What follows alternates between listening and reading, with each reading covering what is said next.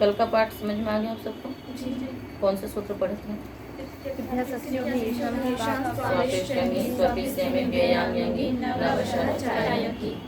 तो लिट्यभ्यासस्य भैषम में मैंने कुछ एक सिद्धांत की बात बताई थी आपको, वो क्या थी? व्यक्ति पक्ष होता है। पहले किन धातुओं में? ग्रह्यादि और वच्यादि धातुओं में कहाँ पर, किस वचन में? व्यवस्थित बोलो, एक वचन में, है ना? तीनों पुरुषों के एक वचन में, तिप सिप मिप में पहले वित्व होगा, फिर संप्रसारण होगा, शेष द्विवचन और बहुवचन में पहले संप्रसारण होगा, उसके बाद फिर वित्व होगा, ठीक है ना? और द्विवचन बहुवचन में संप्रसारण किससे होगा? ग्रहिज्या वैव्यधिन सूत्रों से ही होगा, क्योंकि वो तो कित हो जाते हैं, और ये क्योंकि कित नहीं होता है, इस कारण से इसके लिए सूत्र बनाना पड़ा लिट्यभ्यासस्य। कितनी सूक्ष्मता से इस चीज को सोचना पड़ा होगा। ये तो सीधे कह देते बस संप्रसारण आपको दोनों में ही करना है, ठीक है, तो आप सीधे उसके लिए बना सकते थे, पर नहीं, कहाँ पर कैसे आवश्यकता है उसके अनुसार सूत्र बनाए। अस्तु, उसके बाद फिर हम लोग ने कुछ रूप बनाए थे यंग के, है, नवशः चायक इत्यादि। आज का सूत्र है स्फायः स्फी निष्ठायाम। स्फायः षष्ठी का एक वचन, स्फी लुप्त प्रथमांत निर्देश, निष्ठायाम सप्तमी का एक वचन। स्फायी धातु है, स्फायी वृद्धो, क्या है धातु? धातु पाठ का वृत्ति हो रही है आजकल, बंद है, चल रही है अच्छी है। तो स्फायः है ना धातु हो, निष्ठायाम परतः स्फी इत्ययम आदेशो भवति, ठीक है। तो इनमें क्या किया कि होना तो संप्रसारण का ही रूप है, पर अलग अलग कितना बनाते हैं, तो इसलिए एक एक के परे रहते उसको वो आदेश ही बना दिया। तो स्फाई धातु को निष्ठा के परे रहते स्फी आदेश होगा। बनाएंगे उदाहरण। स्फीतः स्फीतवान, क्या अर्थ हो गया स्फीतः का? बढ़ा। स्फीतः का अर्थ क्या हो गया? बढ़ा। बहुत सारी चीजें होती छोटी होती है, इसको खींचते हैं तो बढ़ता जाता है, ये उस तरह की चीज के लिए है, खींच करके जो चीजें बढ़ती हैं, है ना, जैसे वो रबड़ वगैरह होती है, तो ऐसी चीज़ों को जब खींचते जाते हैं तो वो क्या होता जाता है? बढ़ता जाता है। उसको आजकल उसमें क्या बोलते हैं? स्ट्रेचेबल जो चीज़ें होती हैं, तो उन्हीं सब का ही वो। आगे प्रपूर्वस्य, हाँ, प्रपूर्व यस्य स प्रपूर्वः तस्य प्रपूर्वस्य। इन सब में संप्रसारणम की वृत्ति तो आ रही है, किंतु उसका संबंध नहीं लगेगा, क्योंकि यहाँ पर दूसरे आदेश कर दिए गए हैं, ठीक है। अर्थ करिए सूत्र को। प्रपूर्वस्य स्त्या धातु स्त्यै स्त्यै संघाते, क्या धातु? स्त्यै स्त्यै संघाते, ठीक है ना, उसी से ही बन गया यहाँ पर। तो प्रपूर्वस्य स्त्या धातु हो निष्ठायाम परतः संप्रसारणम भवति। अब यहाँ पर संप्रसारणम कर देंगे कि प्रपूर्वक स्टे धातु को निष्ठा के परे रहते संप्रसारण होता है। बनाइए उदाहरण। प्रस्थितः प्रस्थितवान प्रस्थिमः प्रस्थिमवान, यहाँ पर सूत्र लग जाएगा, एक आपको ही बताएंगे। तो प्रस्थितः प्रस्थितवान सिद्धि कैसे होगी? स्टे स्थिति संघाते धातु है, धात्वादेश स लगा, स हुआ, निमित्ता पाय निमित्तिनोप्य पाया से क्या हो जाएगा? जो ट है उसको भी त हो जाएगा, क्योंकि ष्टुत्व के कारण से कार्य हुए थे। अब बन गया आपका स्त्यय, फिर आदेश उपदेश स्थिति से पहले इसको क्या कर देंगे? आत्व कर देंगे, तो क्या बन जाएगा? स्त्या। अब इसके बाद निष्ठा प्रत्यय ले आएंगे। निष्ठा प्रत्यय क्या है आपका? त, तो स्त्या आगे त, उसके पश्चात इससे हमने संप्रसारण कर दिया, तो संप्रसारण करने से क्या होगा? या को ई हो गया, क्या बन गया? प्रस्थित, हलह सूत्र से दीर्घ हो गया, क्या बन जाएगा? प्रस्थितः प्रस्थितवान। उसके बाद एक सूत्र है प्रस्त्योन्यतरस्याम, निकाल लीजिए, निष्ठानत्व का जहाँ प्रकरण है वहां पर ये सूत्र है प्रस्त्योन्यतरस्याम। प्रपूर्वक स्तेय धातु से परे निष्ठा के तकार को मकारादेश होता है विकल्प से। निष्ठा नत्व प्रकरण कहाँ पर आपको मालूम है? अष्टम अध्याय के द्वितीय पाद में, तो वहीं पर देखिए ऊपर सूत्र है प्रस्त्योन्यतरस्याम, मिल गया आपको जी, ठीक है। और नीचे सूत्र क्षायोमः, क्या है सूत्र? क्षायोमः, उससे मह की अनुवृत्ति जा रही है। तो प्रपूर्वक स्टेय धातु को विकल्प से उससे परे निष्ठा के तकार को मकारादेश होता है विकल्प से। तो एक बार बनेगा प्रस्थितः, प्रस्थितवान, एक बार बनेगा प्रस्थिमः, प्रस्थिमवान। ठीक है ना। अब ये इसी का ही संघात, धातु का अर्थ क्या है? संघात। ठीक है। अब उसमें से आप प्र हटा दीजिए तो स्तीमः, स्तीमवान, उसका अर्थ होता है संगठित हुआ। ठीक है। और अंग्रेजी में टीम, टीम मतलब क्या होता है? कई लोगों का समुदाय। तो कहीं से भी देखोगे, या तो कहीं पे कुछ विपर्य होकर के, कहीं पर किसी का लोप करके, कहीं पर किसी शब्द को बढ़ा करके, पर वो आंग्ल भाषा के जितने भी शब्द हैं वो कहीं ना कहीं से अपने मूल धातु में समाहित है। क्योंकि पहले हमारी आदि भाषा तो संस्कृत ही थी और वो सारी भाषा हमारी इन संस्कृत के धातुओं पर ही निबद्ध थी। तो अब जब मैं इसको आवृत्ति में मतलब मैं देख रही थी मतलब टीम, टीम है। अब उसके बाद वो क्या हो गया? सकार उसमें से आप हटा दीजिए, वही परिवर्तित होकर के बन गया आपका टीम। स्टे धातु ही है ना। अब वो उधर स चला गया तो मूल रूप में उन्होंने ट ही रखा उसको, तो जो टीम ना हो करके इधर धातु पाठ में तो स्टीम हो गया, वैसे वो क्या रह गया? शीम ही रह गया।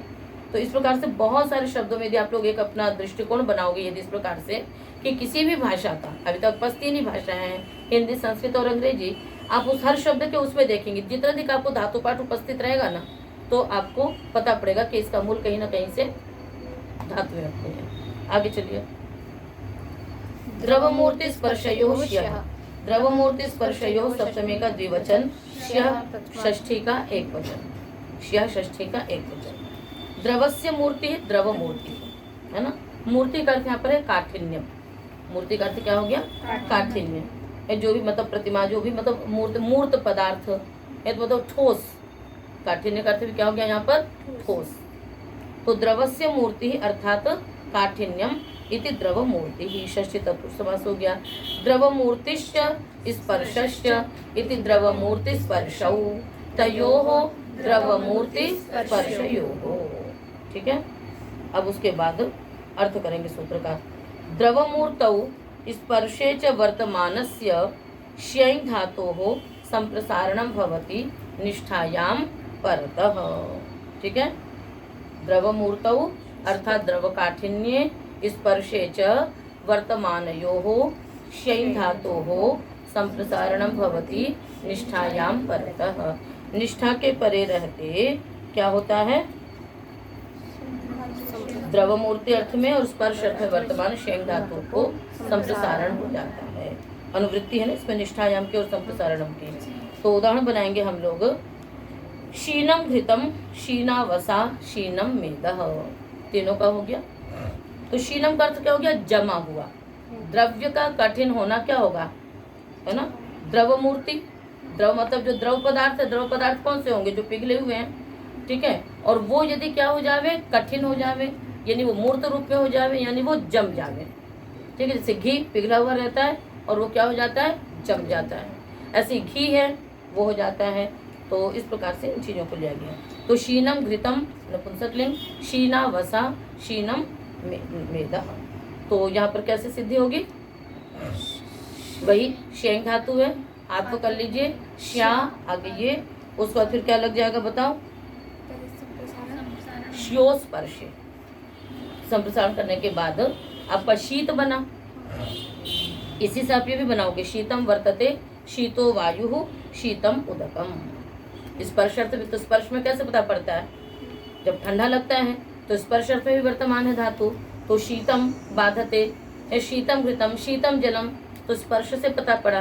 तो शीतम भी बनेगा। सूत्र क्या कहता है? अस्पर्शे, अस्पर्शे श्यञ् धातुः परः निष्ठा तकारस्य नकारादेशो भवति। यदि स्पर्श अर्थ गम्यमान होगा तो नहीं होगा, तब तो शीतम घृतम शीतो वायु बनेगा। और यदि स्पर्श अर्थ नहीं है तो स्पर्श अर्थ नहीं तो कौन सा अर्थ है? द्रव काठिन्य। कौन सा अर्थ है आपका? द्रव काठिन्य। तो जब द्रव काठिन्य में होगा तो नकारादेश हो जाएगा, और जब द्रव काठिन्य में नहीं होगा, स्पर्श अर्थ में होगा, तो क्या हो जाएगा? नहीं होगा। तकारादेश क्या? तो होना ही नहीं है फिर तो वही हो गया शीतम वर्तते, शीतो वायु, शीतम उदकम, और वहाँ हो गया स्पर्श अर्थ में होने के कारण से नकारादेश हो गया, तो बन जाएगा आपका शीनम घृतम, शीनावसा, शीनम मेदः। सिद्धि में संप्रसारण दोनों जगह होगा, किंतु जो अंतर पड़ रहा है वो किससे पड़ रहा है? निष्ठा के तकार को नकारादेश नहीं होगा। आगे चलिए। अच्छा, दीर्घ किससे होगा? हलः। दीर्घ किससे हो जाएगा? हलः से हो जाएगा। प्रतिष्ठ पंचमी का एक वचन च व्यपदम है ना। प्रत्ययरुत्तरस्य अनुवृत्ति इसमें है श्यः की। अनुवृत्ति किसकी? श्यः की और निष्ठायाम की है। तो प्रत्ययरुत्तरस्य श्या धातोः निष्ठायाम परतः संप्रसारणम भवति। प्रति से उत्तर श्या धातु को निष्ठा के परे रहते संप्रसारण होता है। ठीक है, उदाहरण बन जाएगा प्रतिशीनः, प्रतिशीनवान। अब यहाँ पर क्या है?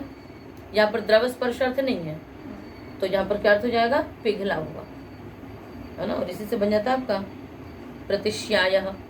जुकाम होता है तो अंदर का जो कफ होता है वो भी क्या होता है? पिघल जाता है उस समय, तो उसी के लिए बन जाता है आपका प्रतिश्याय। प्रतिशीनो वर्तते। तो प्रतिशीनः, प्रतिशीनवान यानी पिघला हुआ द्रव्य, जमा हुआ है तो शीनम, और इधर क्या है आपका?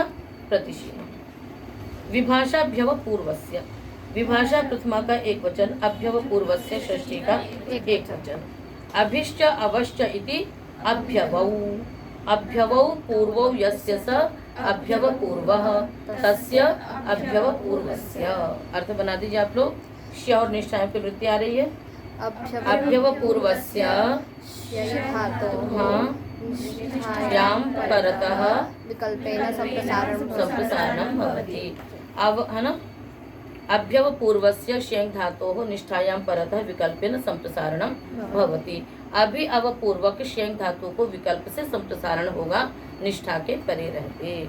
तो कैसे कैसे बन जाएगा? अभिश्यानम, अभिशीनम।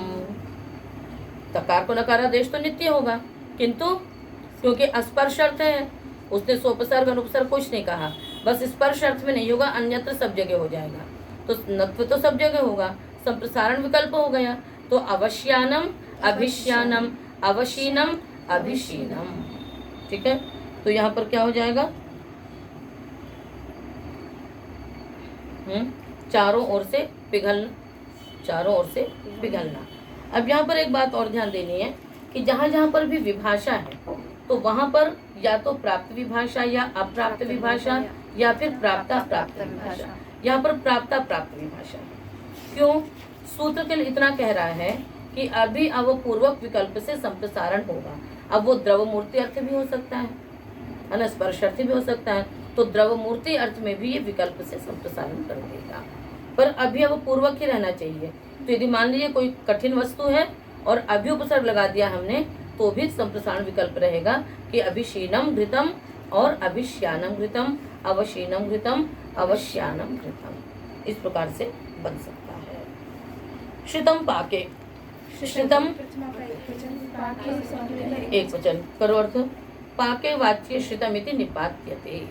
ठीक है ना। पाक, पाक का अर्थ क्या हो जाएगा? पका हुआ, तैयार। ठीक है, तो यहाँ पर क्या करेंगे? श्रा पाके धातु न्यंत लीजिए चाहे अण्यंत लीजिए, पका हुआ अथवा पकाया हुआ, पका हुआ अथवा पकाया हुआ। तो श्रितम निपातन किया जा रहा है। तो यदि नित्य है तो श्रापी बनेगा, यदि अण्यंत है तो श्रा रहेगा। श्रापा की धातु आपकी केवल। तो न्यंत अथवा अण्यंत दोनों में त प्रत्यय के परे रहते क्या निपातन हो रहा है? श्रा को श्री आदेश, प्रत्यय तो त ही है, निपातन क्या हो रहा है? श्रा को श्री आदेश निपातन हो रहा है। तो क्या बन जाएगा? श्रितम। ठीक है ना। तो श्रितम क्षीरम, श्रितम हविः। और ये भी क्या है? विभाषा इसमें भी आ रहा है। तो यहाँ पर व्यवस्थित विभाषा है। यहाँ पर क्या है? व्यवस्थित। अभी तक आप लोगों ने 2-3 नाम सुने थे, प्राप्त विभाषा, अप्राप्त विभाषा, प्राप्त अप्राप्त विभाषा। एक चौथी विभाषा भी होती है व्यवस्थित विभाषा। हालांकि मैं इसको बता चुकी हूँ आप लोगों को तृतीय अध्याय के प्रथम पाद का जो अंतिम सूत्र है आपका, है ना, ग्रह गलह बनता है जहाँ पर, वहाँ पर ये आ चुका है। नहीं, ग्रह ग्राह, गस्तकन में नहीं, आपको हाँ गे च वहाँ का जो है वहाँ पर आया होगा। आपके बताते हैं पूरा। विभाषा ग्रह, ठीक है ना। तो ग्रह ग्राह, मगरमच्छ इत्यादि के लिए ग्राह और वैसे ग्रह। तो व्यवस्थित विभाषा का अर्थ होता है उदाहरण विशेष में होना, उदाहरण विशेष में न होना। परिभाषा भी है, व्यवस्थित विभाषायापि कार्याणि क्रियन्ते। ये आपके पारिभाषिक में ही आएगी परिभाषा, व्यवस्थित विभाषायापि कार्याणि क्रियन्ते। व्यवस्थित विभाषा से भी कार्य हुआ करते हैं। तो व्यवस्थित विभाषा का यही मतलब है कि किसी उदाहरण अर्थ विशेष में वो कार्य होगा और उदाहरण अर्थ विशेष में नहीं होगा। तो यहाँ पर भी क्या होगा, देखिए कि जब पाक अर्थ तो है तो पकी चीजें तो बहुत सारी हो सकती हैं। तो क्षीर और हवि, हवि मतलब जो आहुति इत्यादि के लिए है, तो उसमें तो नित्य श्री भाव होगा, उसमें नित्य होगा। श्रितम क्षीरम श्रितम हवि। और अन्य पकी हुई चीजों के लिए श्री भाव नहीं होगा, उसमें क्या रहेगा, श्राणाय वागु, पकी हुई लपसी, तो वहां पर श्री नहीं होगा। पाक तो दोनों है, किंतु क्षीर हविशोर नित्यम, क्या है, क्षीर हविशोर नित्यम। क्षीर और हवि को कहना होगा तो नित्य होगा और अन्यत्र में होगा ही नहीं। ऐसा नहीं कि और विभाषा क्या होती है, सर्वत्र दोनों होता है, पर यहाँ पर ऐसा नहीं है। श्राणा यवागु, श्रपिता यवागु, पकी हुई लपसी अथवा पकवाई हुई लपसी। बात समझ में आ गई। क्षीर हविशोर नित्यम, ये याद रखना, क्षीर और हवि में नित्य श्री भाव होगा और अन्यत्र निषेध, अन्यत्र होगा ही नहीं। तो श्रितम पाके। आगे चलिए, तो सिद्धि कैसे करोगे। श्राणा में, श्रितम में तो ता ही रह गया, श्राणा में निष्ठा के तकार को नकारादेश कैसे होगा। बीच में आ का व्यवधान है, रेप तकार से तो निष्ठा कहाँ है। इसमें सूत्र लगेगा संयोगादे रातो धातुर यण्वतः, संयोगादे रातो धातुर यण्वतः। संयोगादि होनी चाहिए, आकारांत होनी चाहिए और यणवान होनी चाहिए। क्या क्या शर्तें रख दी, संयोगादेः आतः यण्वतः, यणवान नहीं बोली, मतलब यणंत नहीं बोली है, यणवान। यणवान का मतलब क्या हो गया, वो कहीं पर भी हो सकता है, आदि में, मध्य में, अंत में, और आकार अंत में होगा। तब घटाओ श्रा, संयोग आदि होना चाहिए, शारा का संयोग है, आकार अंत में है और रेफ मध्य में है, तो यणवान भी है, आकारांत भी है, संयोगादि भी है। तो संयोगादि आकारांत यणवान जो धातुएं होंगी उनसे परे निष्ठा के तकार को नकारादेश होगा। तो श्रा त को क्या हो गया न, फिर अट को पंगु में विसर्णत को होकर के क्या बन जाएगा, श्राना। अब एक बात और है यहाँ पर, ठीक है ना, श्रपिता बनाइए। श्राणा यवा को बनाया हमने एक, और जब निजंत से करेंगे तो श्रपिता बनाएंगे। श्रपिता कैसे बनेगा, देखो श्रा आगे नीच रखा आपने, अर्ते ह्रीव ली रीक निक्षमायातम पुगणों से क्या कर दिया आपने, उसको पुकागम कर दिया, ठीक है। अब उसके बाद एक धातु सूत्र घटादयो मितः, क्या है सूत्र, घटादयो मितः। जितनी भी घटादि धातुएं हैं उन सबको मित माना। मित होने से क्या होगा, मिताम ह्रस्व से ह्रस्व हो जाएगा। तो जो श्रापी है वो क्या हो जाएगा, श्रपी बन जाएगा, वो क्या बन जाएगा, श्रपी बन जाएगा। अब उसके बाद यहाँ पर क्या होगा, श्रपी बन गया।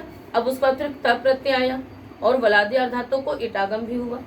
क्या हुआ, इटागम भी हो, क्योंकि अब तो धातु एकाच रह नहीं गई। मूल धातु एकाच हो सकती है, जब निच सन यंग आ जाता है तब कोई धातु भी एकाच नहीं रहती है, तो वलादी अर्धातों को इटागम तो नित्य होगा। तो अब स्थिति क्या रखोगे, एक मिनट थोड़ा सा इसे समझिए। देखिए श्रा धातु थी, आगे निच, निच का क्या बचेगा, ई। अर्थे ह्रीव रीक ऋक्ष्मायातम पुगणों से क्या हो गया, यहाँ पर पुकागम हो गया, श्रापी बन गया। अब उसके बाद ये जो है घटादयो मिता में श्रा धातु है आपके, ठीक है। तो इसे क्या मानी जाएगी, मित मानी गई। मित होने से मिताम ह्रस्व से क्या हो गया, नौ पर था मिताम ह्रस्व भवती, तो ह्रस्व होने से क्या बन गया, ये आपका श्रप बन गया, श्रपी बन गया, ठीक है। अब ये धातु कैसी रह गई,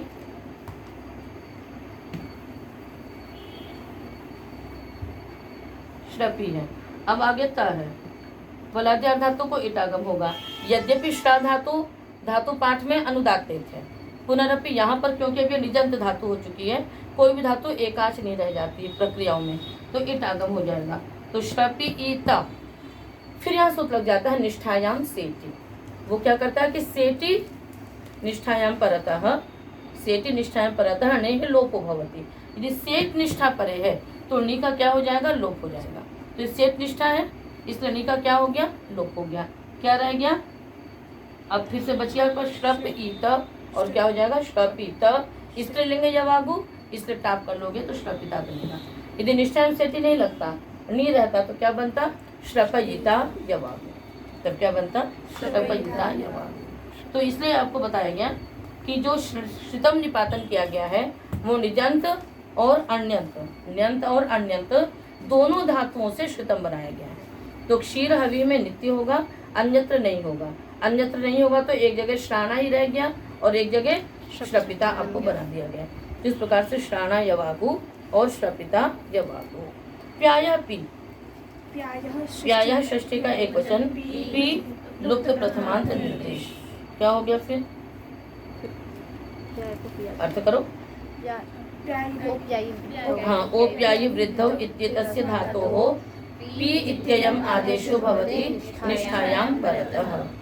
प्यायी धातु को पी आदेश हो जाएगा निष्ठा के परे रहते, ठीक है ना। और यहाँ पर भी विभाषा की वृत्ति आ रही है, यहाँ पर भी क्या आ रही है विभाषा की आ रही है। तो दोनों बनेंगे पीनम मुखम, पीनऊ बाहु, पीनम उरह, बढ़ा हुआ है ना, सूजा हुआ बढ़ा हुआ मुख है ना, चौड़ी बाहु।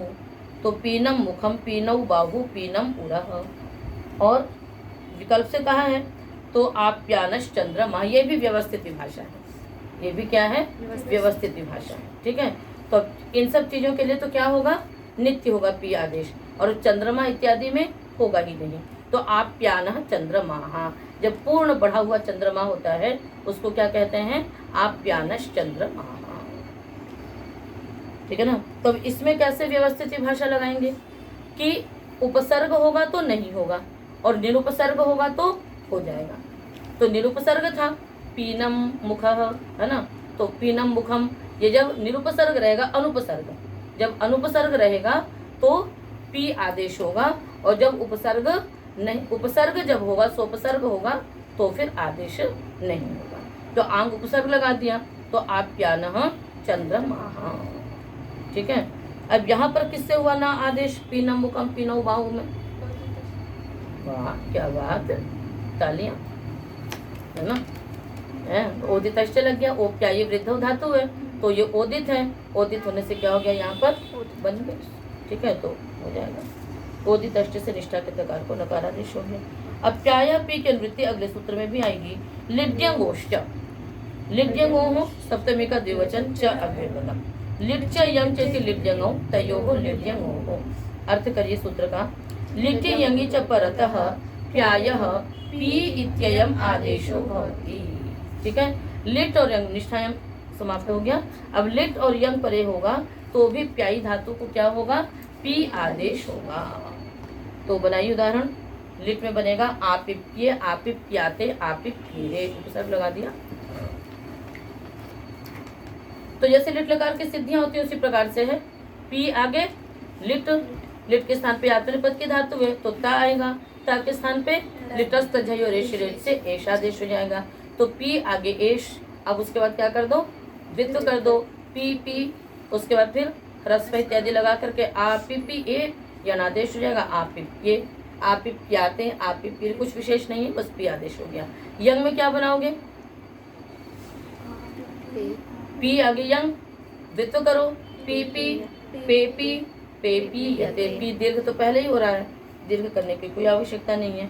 और आंग उपसर्ग लगा दीजिए तो आपे पीयते, आपे पीयते, आपे पीयन्ते, क्या अर्थ हो जाएगा कि चारों ओर से भली प्रकार से बढ़ता है, खूब बढ़ता है।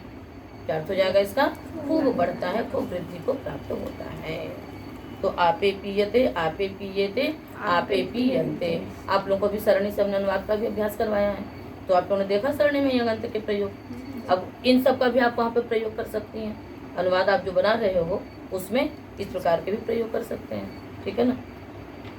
तो ये एक प्रकरण समाप्त हो रहा है, इसलिए यहीं पर ही आज के पाठ को हम बंद करते हैं। शेष पाठ अगले पाठ